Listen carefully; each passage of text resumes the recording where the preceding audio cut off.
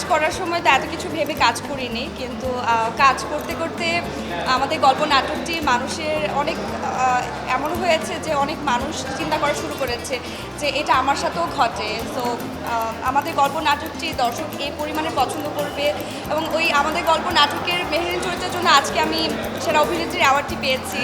তো মানে ভালো লাগাটা আসলে অনেক বেশি, আপনারা দেখতেই পাচ্ছেন। আমি কথা বলতে আমার কষ্ট হচ্ছে যে আমার এত ভালো লাগছে। মেল প্রথম আলোকে অফকোর্স ধন্যবাদ জানাতে চাই। কাজের স্বীকৃতি একজন আর্টিস্টের জন্য অনেক বড় বিশাল ব্যাপার।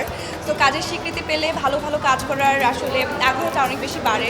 সো অফকোর্স মেল প্রথম আলোকে অনেক অনেক অনেক ধন্যবাদ। চাই ভালো ভালো কাজ করার। আমি বরাবরই চেষ্টা করেছি ভালো ভালো গল্পে, ভালো চরিত্রে, যাতে মানুষ আমাকে ভিন্নভাবে দেখতে পায় ওভাবেই কাজ করতে চেষ্টা করেছি, এবং সামনেও বেশ কিছু কাজের পরিকল্পনা আছে, এবং আমি চাই দর্শক আমাকে সবসময় নতুনভাবে দেখুক।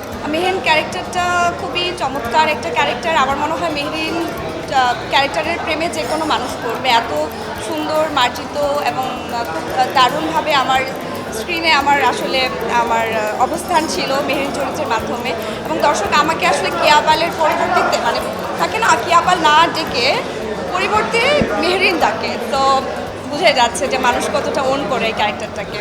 Thank you so much.